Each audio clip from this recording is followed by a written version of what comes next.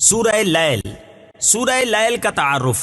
مقام نزول، سورہ لیل مکہ مکرمہ میں نازل ہوئی ہے۔ آیات، کلمات اور حروف کی تعداد: اس صورت میں ایک رکوع، 21 آیتیں، 71 کلمے اور 310 حروف ہیں۔ لیل نام رکھنے کی وجہ: رات کو عربی میں لیل کہتے ہیں اور اس صورت کی پہلی آیت میں اللہ تعالیٰ نے رات کی قسم ارشاد فرمائی ہے، اس مناسبت سے اسے سورہ لیل کہتے ہیں۔ سورہ لیل سے متعلق حدیث: حضرت جابر بن سمورہ رضی اللہ تعالیٰ عنہ فرماتے ہیں، سرکار دو عالم صلی اللہ تعالیٰ علیہ وآلہ وسلم ظہر کی نماز میں وَاللَّيْلِ إِذَا يَغْشَى پڑھا کرتے تھے۔ سورہ لیل کے مضامین: اس سورت کا مرکزی مضمون یہ ہے کہ اس میں انسان کے عمل اور آخرت میں اس کی جزا کے بارے میں بیان کیا گیا ہے، اور اس میں یہ مضامین بیان ہوئے ہیں۔ نمبر 1، اس سورت کی ابتدائی آیات میں رات، دن اور مذکر و مؤنث کو پیدا کرنے والے رب تعالیٰ کی قسم ذکر کر کے ارشاد فرمایا گیا کہ اے لوگو، بے شک تمہارے اعمال جدا گانا ہے کہ کوئی جنت کے لیے عمل کرتا ہے اور کوئی جہنم کے لیے عمل کرتا ہے۔ نمبر 2، اللہ تعالیٰ کی راہ میں مال خرچ کرنے والے، ممنوع و حرام کاموں سے بچنے والے اور دین اسلام کو سچا ماننے والے کی فضیلت بیان کی گئی، اور راہ خدا میں مال خرچ کرنے میں بخل کرنے والے، ثواب اور آخرت سے بے پرواہ بننے والے اور دین اسلام کو جھٹلانے والے کے بارے میں وعید بیان کی گئی ہے۔ نمبر 3، یہ بتایا گیا کہ ہدایت دینا اللہ تعالیٰ کے ذمہ کرم پر ہے اور وہی دنیا و آخرت کا مالک ہے۔ نمبر 4، اللہ تعالیٰ نے نار جہنم کے عذاب سے ڈرایا اور بتایا کہ یہ عذاب اسے ملے گا جس نے قرآن مجید اور حضور پرنور صلی اللہ تعالیٰ علیہ وآلہ وسلم کی نبوت کا انکار کیا۔ نمبر 5، اس سورت کے آخر میں یہ بیان کیا گیا کہ جس نے کسی کا بدلہ اتارنے اور ریاکاری اور نمائش کے طور پر مال خرچ نہیں کیا بلکہ صرف اللہ تعالیٰ کی بارگاہ میں پاکیزگی حاصل کرنے کے ارادے سے مال خرچ کیا تو اسے اس آگ سے دور رکھا جائے گا اور وہ اللہ تعالیٰ کے بے پناہ انعامات پر خوش ہو جائے گا۔ ان آیات کا مصداق حضرت ابوبکر صدیق رضی اللہ تعالی عنہ ہیں۔ سورہ شمس کے ساتھ مناسبت: سورہ لیل کی اپنے سے ماقبل سورت شمس کے ساتھ مناسبت یہ ہے کہ سورہ شمس میں بتایا گیا کہ جس نے اپنے نفس کو پاک کر لیا وہ کامیاب ہو گیا، اور جس نے اپنے نفس کو گناہوں میں چھپا دیا وہ ناکام ہو گیا۔ اور اس سورت میں وہ اوصاف بیان کیے گئے ہیں جن کی وجہ سے انسان کو کامیابی حاصل ہوتی ہے اور جن کی وجہ سے وہ ناکامی کا سامنا کرتا ہے۔ بسم اللہ الرحمن الرحیم۔ ترجمہ: اللہ کے نام سے شروع جو نہایت مہربان رحمت والا ہے۔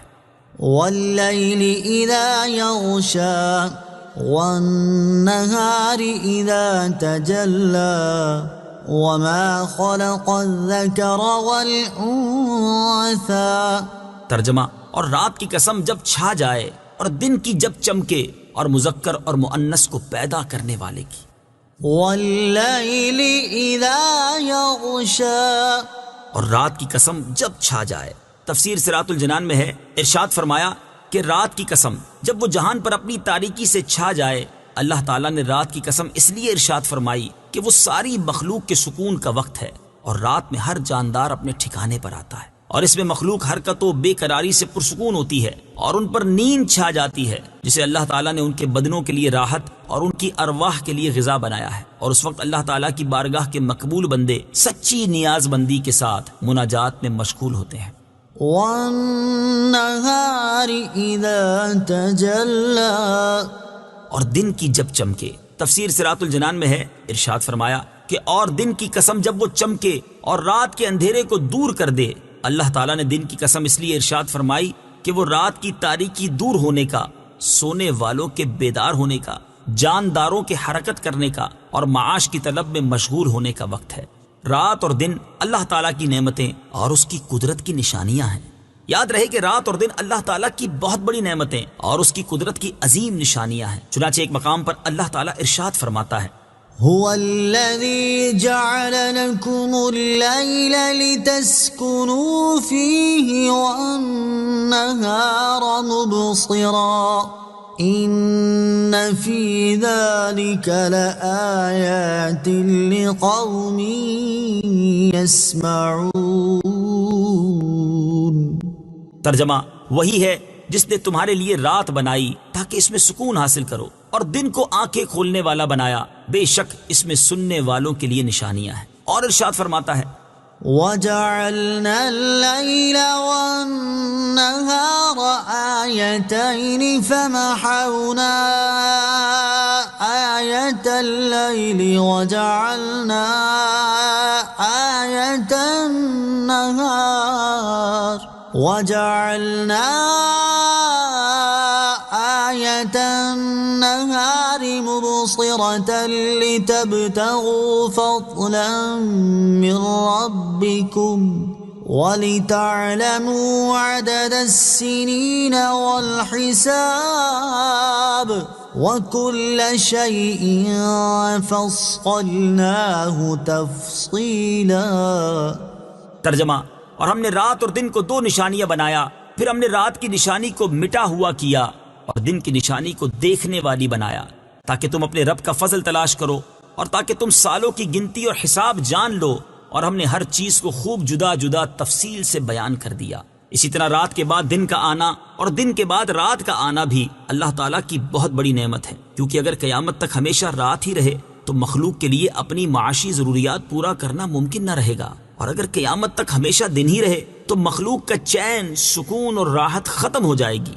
عقل مند لوگ اس میں بھی غور کر کے اللہ تعالیٰ کی قدرت اور اس کی وحدانیت کے بارے میں جان سکتے ہیں۔ چنانچہ اللہ تعالیٰ ارشاد فرماتا ہے: يقلب الله الليل والنهار إن في ذلك لعبرة لأولي الأبصار۔ ترجمہ: اللہ رات اور دن کو تبدیل فرماتا ہے، بے شک اس میں آنکھ والوں کے لیے سمجھنے کا مقام ہے۔ اور ارشاد فرماتا ہے: قل أرأيتم إن جعل الله عليكم الليل سرمدا إلى يوم القيامة من إله غير الله يأتيكم بضياء أفلا تسمعون؟ قل أرأيتم إن جعل الله عليكم النهار سرمدا إلى يوم القيامة من إله غير الله يأتيكم بليل تسكنون فيه افلا تبصرون۔ ترجمہ: تم فرماؤ بھلا دیکھو کہ اگر اللہ تم پر قیامت تک ہمیشہ رات ہی بنا دے تو اللہ کے سوا کون دوسرا معبود ہے جو تمہارے پاس روشنی لائے گا؟ تو کیا تم سنتے نہیں؟ تم فرماؤ بھلا دیکھو کہ اگر اللہ قیامت تک ہمیشہ دن ہی بنا دے تو اللہ کے سوا اور کون معبود ہے جو تمہارے پاس رات لے آئے جس میں تم آرام کرو؟ تو کیا تم دیکھتے نہیں؟ وما خلق الذکر والانثى، اور مذکر اور مؤنث کو پیدا کرنے والے کی تفسیر صراط الجنان میں ہے، یعنی اس عظیم قدرت والے قادر کی قسم جو ایک ہی پانی سے مذکر اور مؤنث پیدا کرنے پر قادر ہے۔ ان سعیکم لشتى فاما من اعطى واتقى وصدق بالحسنى فسنيسره لليسرى وأما من بخل واستغنى وكذب بالحسنى فسنيسره للعسرى۔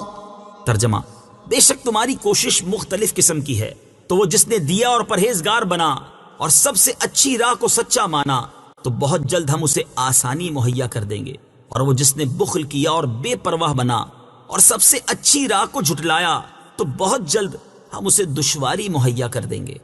ان سعیکم لشتى، بے شک تمہاری کوشش مختلف قسم کی ہے۔ تفسیر صراط الجنان میں ہے۔ شان نزول: امیہ بن خلف حضرت بلال رضی اللہ تعالیٰ عنہ کو، جو کہ اس کی غلامی میں تھے، دین سے منحرف کرنے کے لیے طرح طرح کی تکلیفیں دیتا اور انتہائی ظلم اور سختیاں کرتا تھا۔ ایک دن حضرت ابوبکر صدیق رضی اللہ تعالیٰ عنہ نے دیکھا کہ امیہ نے حضرت بلال کو گرم زمین پر ڈال کر تپتے ہوئے پتھر ان کے سینے پر رکھے ہیں، اور اس حال میں بھی ایمان کا کلمہ ان کی زبان پر جاری ہے۔ تو آپ رضی اللہ تعالیٰ عنہ نے امیہ سے فرمایا: اے بدنصیب، تو ایک خدا پرست پر ایسی سختیاں کر رہا ہے؟ اس نے کہا: آپ کو اس کی تکلیف ناگوار ہے تو اسے خرید لیجئے۔ آپ رضی اللہ تعالی عنہ نے مہنگی قیمت پر ان کو خرید کر آزاد کر دیا۔ اس پر یہ صورت نازل ہوئی اور اللہ تعالیٰ نے رات دن اور اپنی ذات کی قسم ذکر فرما کر ارشاد فرمایا کہ تمہاری کوششیں مختلف ہیں، یعنی حضرت ابوبکر صدیق رضی اللہ تعالیٰ عنہ کی کوشش اور امیہ کی کوشش مختلف ہے، اور حضرت ابوبکر صدیق رضی اللہ تعالیٰ عنہ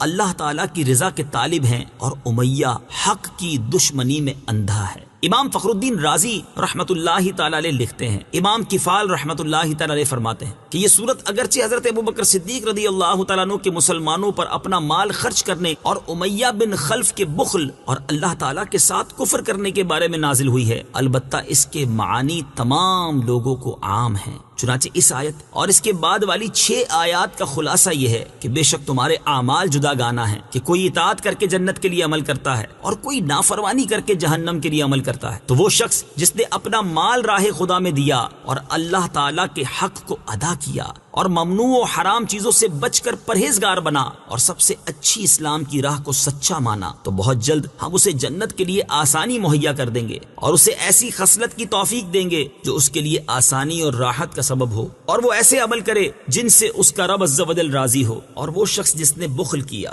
اور اپنا مال نیک کاموں میں خرچ نہ کیا اور اللہ تعالیٰ کے حق ادا نہ کیے اور ثواب اور آخرت کی نعمت سے بے پرواہ بنا اور سب سے اچھی اسلام کی راہ کو جھٹلایا، تو بہت جلد ہم اسے ایسی خصلت مہیا کر دیں گے جو اس کے لیے دشواری اور شدت کا سبب ہو اور اسے جہنم میں پہنچا دے۔ آیت ان سعیکم لشتی سے حاصل ہونے والی معلومات۔ اس آیت سے 2 باتیں معلوم ہوئی۔ نمبر 1، حضرت ابوبکر صدیق رضی اللہ تعالی عنہ برحق مومن، صحابی اور بڑے متقی ہیں کہ انہیں اللہ تعالیٰ نے کفار سے مختلف قرار دیا۔ نمبر 2، تمام انسان یکساں نہیں ہیں، بلکہ مومن اور کافر، متقی اور فاسق، دنیا دار اور دیندار مختلف ہیں، ان کے اعمال اور ان کی کوششیں جدا گانا ہیں۔ اسی چیز کو بیان کرتے ہوئے ایک اور مقام پر اللہ تعالیٰ ارشاد فرماتا ہے، لا يستوي اصحاب النار واصحاب الجنة اصحاب الجنة هم الفائزون۔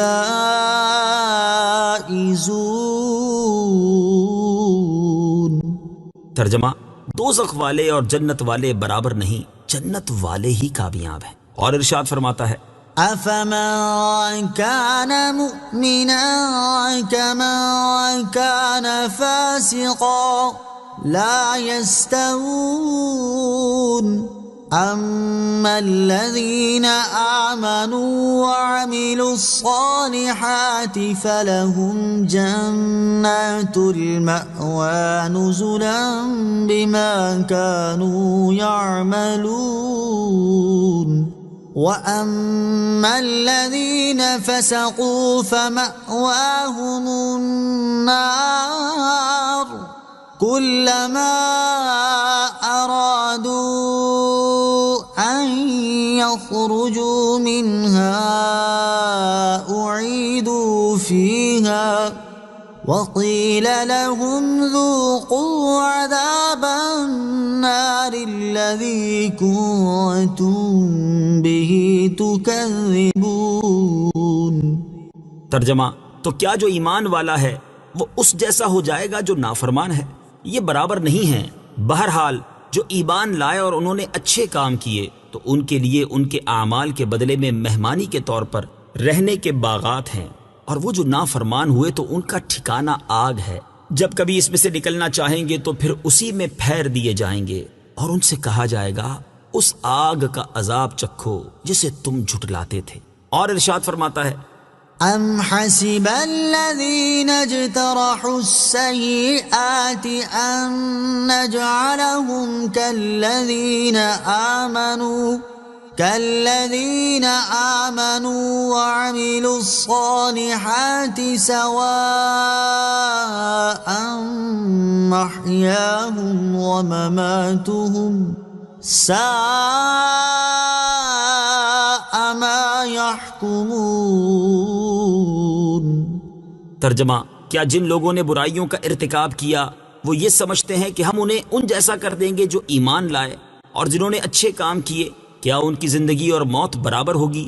وہ کیا ہی برا حکم لگاتے ہیں۔ اور ارشاد فرماتا ہے، أَمْ نَجْعَلُ الَّذِينَ آمَنُوا وَعَمِلُوا الصَّالِحَاتِ كَالْمُفْسِدِينَ فِي الْأَرْضِ أَمْ نَجْعَلُ الْمُتَّقِينَ كَالْفُجَّارِ۔ ترجمہ: کیا ہم ایمان لانے والوں اور اچھے اعمال کرنے والوں کو زمین میں فساد پھیلانے والوں کی طرح کر دیں گے، یا ہم پرہیزگاروں کو نافرمانوں جیسا کر دیں گے؟ راہ خدا میں مال خرچ کرنے، حرام کاموں سے بچنے اور دین اسلام کو سچا ماننے کے فضائل۔ آیت نمبر 5 اور 6 میں 3 نیک کاموں کا بطور خاص ذکر فرمایا گیا۔ نمبر 1، اللہ تعالیٰ کی راہ میں مال خرچ کرنا۔ نمبر 2، ممنوع و حرام کاموں سے بچنا۔ نمبر 3، دین اسلام کو سچا ماننا۔ اس مناسبت سے یہاں ان نیک کاموں کے فضائل ملاحظہ ہوں۔ چنانچہ راہ خدا میں خرچ کرنے کے حوالے سے ایک اور مقام پر اللہ تعالیٰ نے ارشاد فرمایا: مثل الذين ينفقون أموالهم في سبيل الله كمثل حبة أنبتت 7 سنابل في كل سنبلة 100 حبة والله يضاعف لمن يشاء واللہ واسع علیم۔ ترجمہ: ان لوگوں کی مثال جو اپنے مال اللہ کی راہ میں خرچ کرتے ہیں اس دانے کی طرح ہے جس نے 7 بالیاں اگائیں، ہر بالی میں 100 دانے ہیں، اور اللہ اس سے بھی زیادہ بڑھائے جس کے لیے چاہے، اور اللہ وسعت والا، علم والا ہے۔ اور ممنوع و حرام کاموں سے بچنے کے بارے میں ارشاد فرمایا: إِن تَجْتَنِبُوا كَبَائِرَ مَا تُنْهَوْنَ عَنْهُ نُكَفِّرْ عَنكُمْ سَيِّئَاتِكُمْ وَنُدْخِلْكُمْ مُدْخَلًا كَرِيمًا۔ ترجمہ: اگر کبیرہ گناہوں سے بچتے رہو جن سے تمہیں منع کیا جاتا ہے تو ہم تمہارے دوسرے گناہ بخش دیں گے اور تمہیں عزت کی جگہ داخل کریں گے۔ اور ارشاد فرمایا: وَلِلَّهِ مَا فِي السَّمَاوَاتِ وَمَا فِي الْأَرْضِ لِيَجْزِيَ الَّذِينَ أَسَاءُوا بِمَا عَمِلُوا وَيَجْزِيَ الَّذِينَ أَحْسَنُوا بِالْحُسْنَى الذين يجتنبون كبائر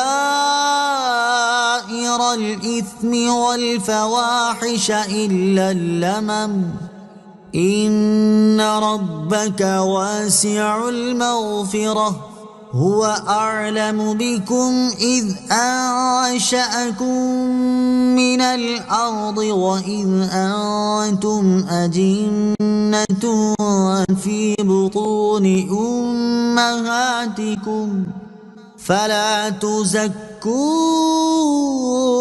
أنفسكم هو أعلم بمن اتقى۔ ترجمہ: اور اللہ ہی کا ہے جو کچھ آسمانوں میں ہے اور جو کچھ زمین میں ہے، تاکہ برائی کرنے والوں کو ان کے اعمال کا بدلہ دے اور نیکی کرنے والوں کو نہایت اچھا صلہ عطا فرمائے۔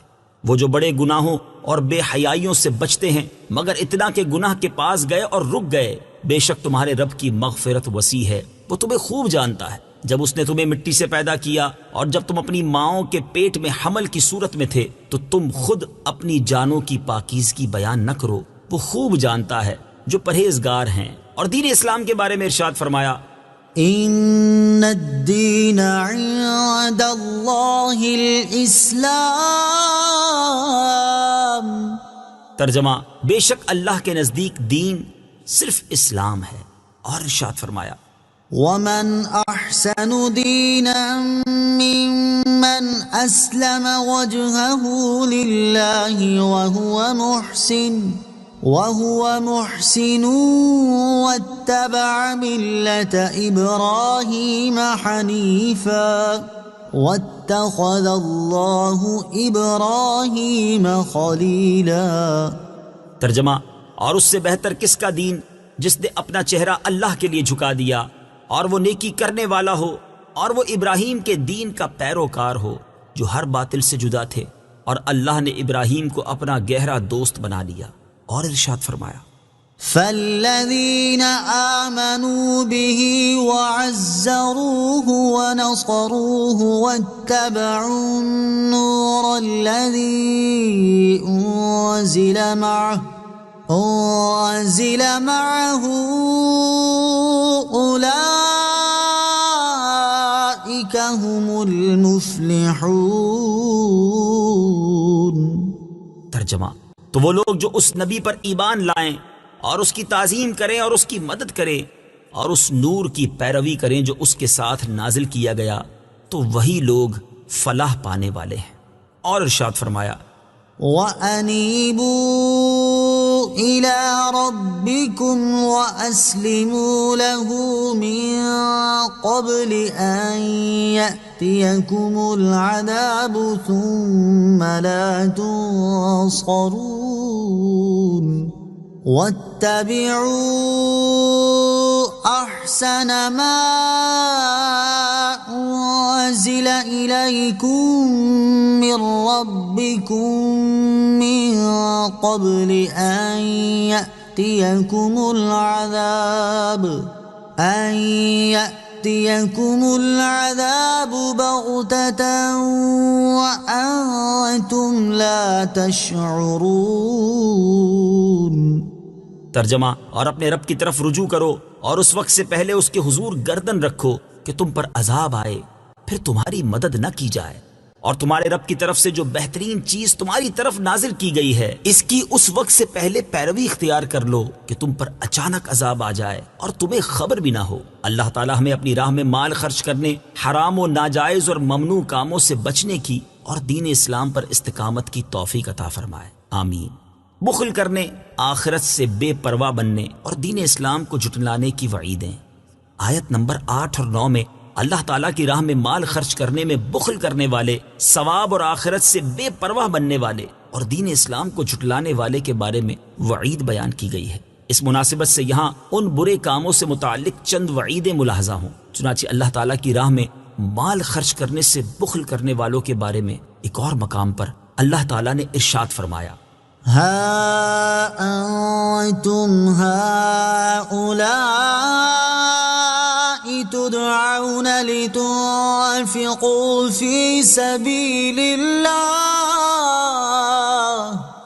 فمنكم من يبخل ومن يبخل فإنما يبخل عن نفسه واللہ الغنی وأنتم الفقراء وإن تتولوا يستبدل قوما غيركم ثم لا يكونوا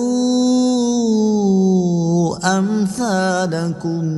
ترجمہ: ہاں یہ تم ہو جو بلائے جاتے ہو تاکہ تم اللہ کی راہ میں خرچ کرو، تو تم میں کوئی بخل کرتا ہے اور جو بخل کرے وہ اپنی ہی جان سے بخل کرتا ہے، اور اللہ بے نیاز ہے اور تم سب محتاج ہو، اور اگر تم منہ پھیرو گے تو وہ تمہارے سوا اور لوگ بدل دے گا، پھر وہ تم جیسے نہ ہوں گے.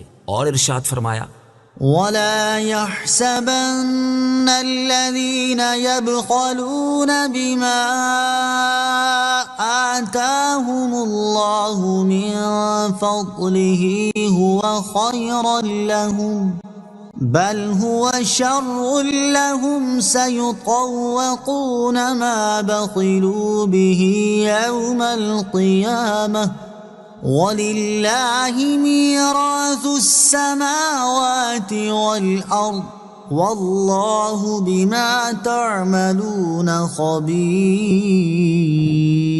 ترجمہ: اور جو لوگ اس چیز میں بخل کرتے ہیں جو اللہ نے انہیں اپنے فضل سے دی ہے، وہ ہرگز اسے اپنے لیے اچھا نہ سمجھیں، بلکہ یہ بخل ان کے لیے برا ہے.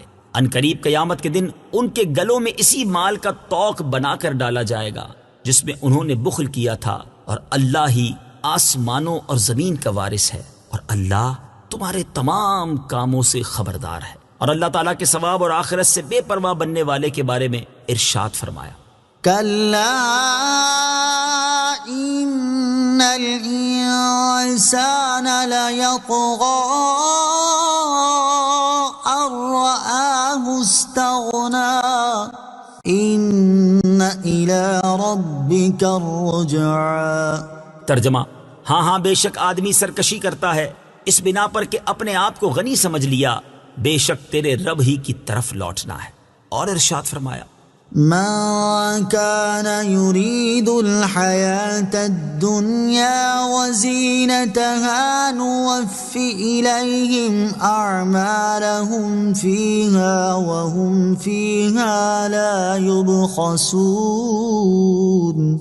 أولئك الذين ليس لهم في الآخرة إلا النار وحبط ما صنعوا فيها وباطل ما كانوا يعملون.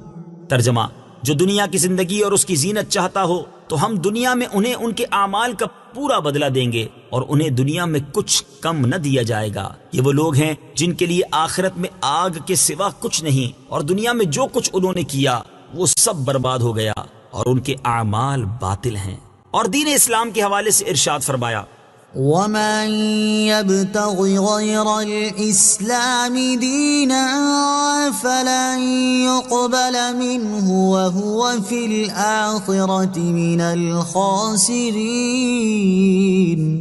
ترجمہ: اور جو کوئی اسلام کے علاوہ کوئی اور دین چاہے گا تو وہ اس سے ہرگز قبول نہ کیا جائے گا اور وہ آخرت میں نقصان اٹھانے والوں میں سے ہوگا. اور ارشاد فرمایا: ومن أظلم ممن افترى على الله الكذب وهو يدعى إلى الإسلام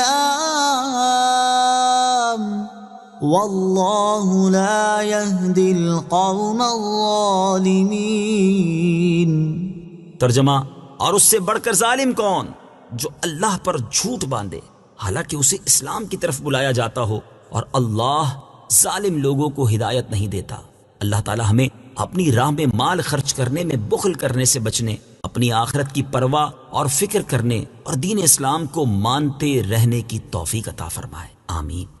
وما يغني عنه ماله إذا تردى إن علينا للهدى وَإِنَّ لَنَا لَلْآخِرَةَ وَالْأُولَى. ترجمہ: اور جب وہ ہلاکت میں پڑے گا تو اس کا مال اسے کام نہ آئے گا. بے شک ہدایت فرمانا ہمارے ذمے ہے، اور بے شک آخرت اور دنیا دونوں کے ہم ہی مالک ہیں. وَمَا يُغْنِي عَنْهُ مَالُهُ إِذَا تَرَدَّى. اور جب ہلاکت میں پڑے گا تو اس کا مال اسے کام نہ آئے گا. تفسیر صراط الجنان میں ہے، یعنی جو شخص اللہ کی راہ میں مال خرچ کرنے سے بخل کر رہا ہے وہ جب مر کر قبر میں جائے گا یا جہنم کی گہرائی میں پہنچے گا تو اس کا مال اللہ تعالیٰ کے عذاب سے بچانے میں اسے کچھ کام نہ آئے گا. إِنَّ عَلَيْنَا لَلْهُدَى. بے شک ہدایت فرمانا ہمارے ذمے ہے. تفسیر صراط الجنان میں ہے، اس آیت کا ایک معنی یہ ہے کہ حق اور باطل کی راہوں کو واضح کر دینا، حق پر دلائل قائم کرنا اور احکام بیان فرمانا ہمارے ذمہ کرم پر ہے. دوسرا معنی یہ ہے کہ جو ہم سے ہدایت طلب کرے اور ہدایت طلب کرنے میں کوشش کرے تو اسے ہدایت دینا ہمارے ذمہ کرم پر ہے، جیسا کہ ایک اور مقام پر اللہ تعالیٰ نے ارشاد فرمایا: وَالَّذِينَ جَاهَدُوا فِينَا لَنَهْدِيَنَّهُمْ سُبُلَنَا. ترجمہ: اور جنہوں نے ہماری راہ میں کوشش کی ضرور ہم انہیں اپنے راستے دکھا دیں گے. وَإِنَّ لَنَا لَلْآخِرَةَ وَالْأُولَى. اور بے شک آخرت اور دنیا دونوں کے ہم ہی مالک ہیں.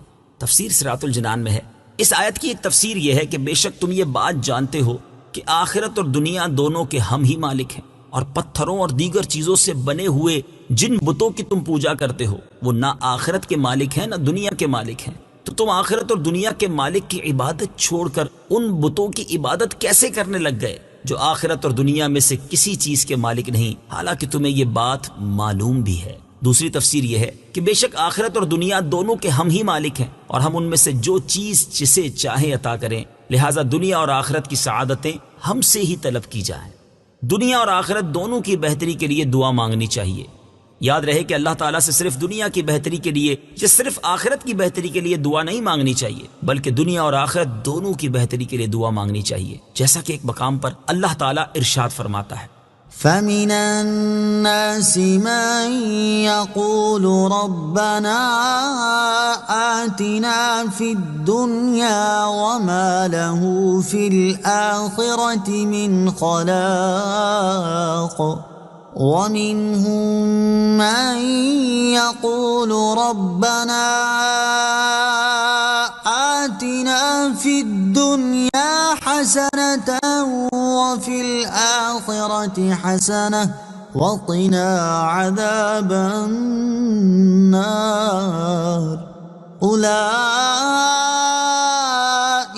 لَهُمْ نَصِيبٌ مِّمَّا كَسَبُوا واللہ سریع الحساب۔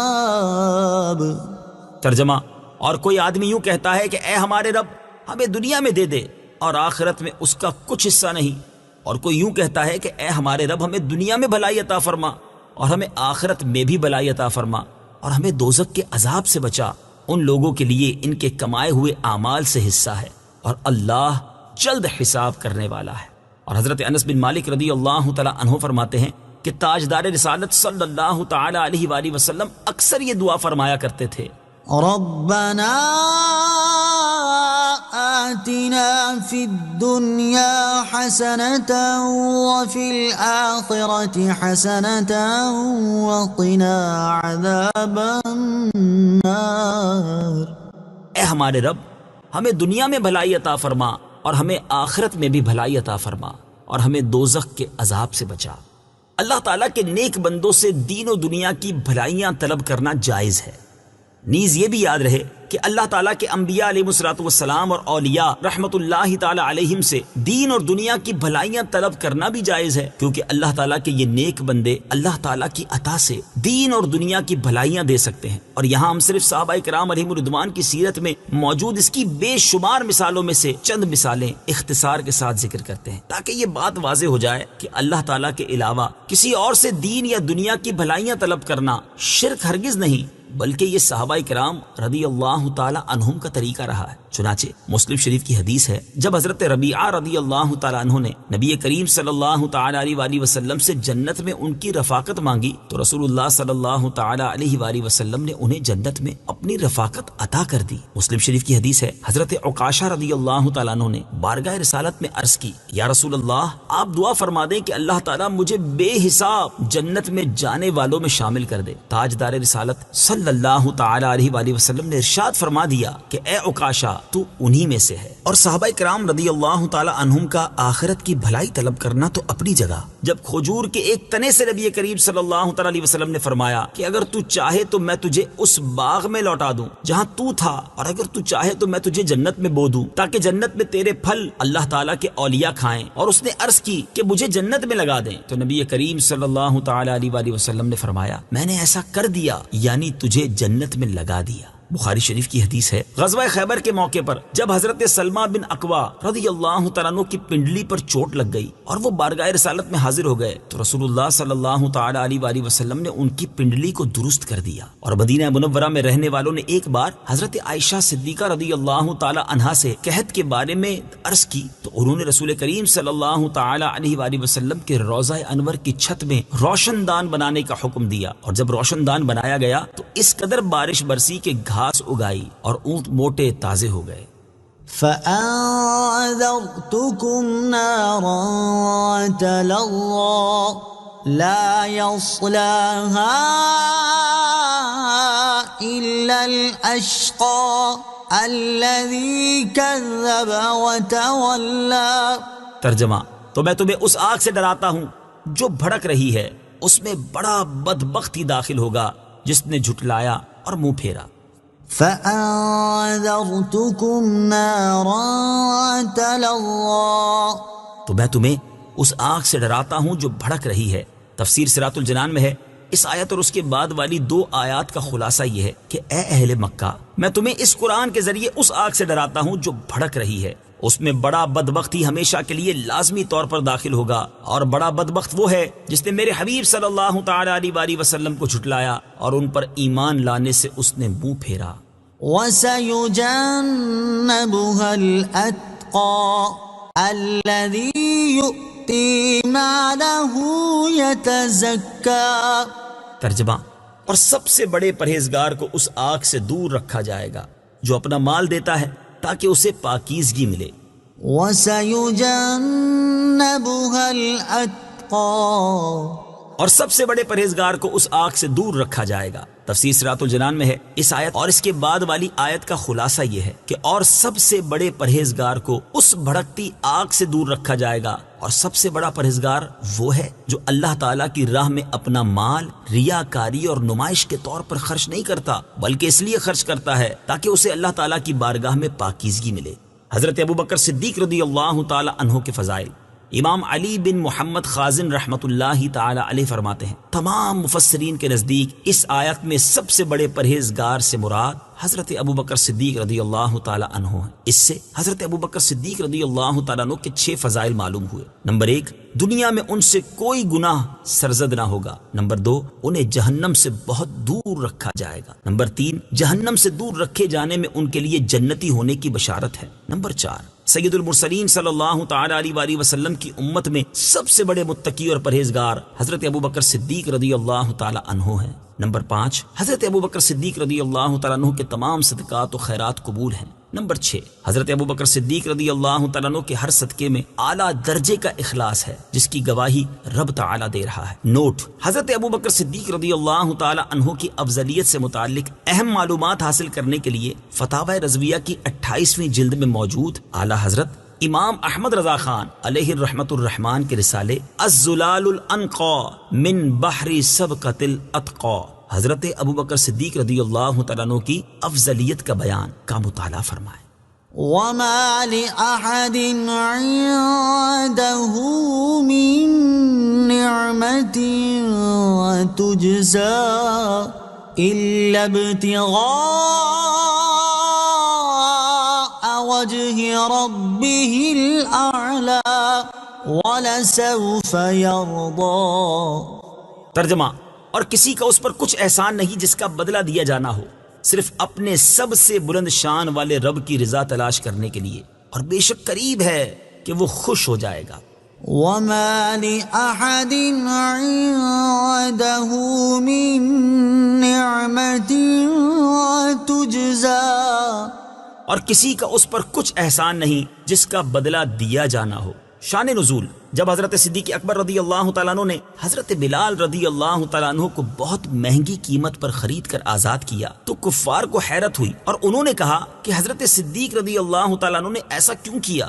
شاید حضرت بلال کا ان پر کوئی احسان ہوگا جو انہوں نے اتنی مہنگی قیمت دے کر انہیں خریدا اور آزاد کر دیا۔ اس پر یہ آیت نازل ہوئی، اور اس آیت اور اس کے بعد والی آیت میں ظاہر فرما دیا گیا کہ حضرت ابوبکر صدیق رضی اللہ تعالیٰ عنہ کا یہ فعل محض اللہ تعالیٰ کی رضا کے لیے ہے، کسی کے احسان کا بدلہ نہیں، اور نہ ان پر حضرت بلال رضی اللہ تعالیٰ عنہ وغیرہ کا کوئی احسان ہے۔ یاد رہے کہ حضرت صدیق اکبر رضی اللہ تعالیٰ عنہ نے حضرت بلال رضی اللہ تعالیٰ عنہ کے علاوہ بھی بہت سے لوگوں کو ان کے اسلام کی وجہ سے خرید کر آزاد کیا، جیسے حضرت عامر بن فہیرہ، حضرت ام عمیس اور حضرت زہرا رضی اللہ تعالیٰ عنہم۔ وَلَسَوْفَ يَرْضَى، اور بے شک قریب ہے کہ وہ خوش ہو جائے گا۔ تفسیر صراط الجنان میں ہے، یعنی بے شک قریب ہے کہ وہ اس نعمت و کرم سے خوش ہو جائے گا جو اللہ تعالیٰ ان کو جنت میں عطا فرمائے گا۔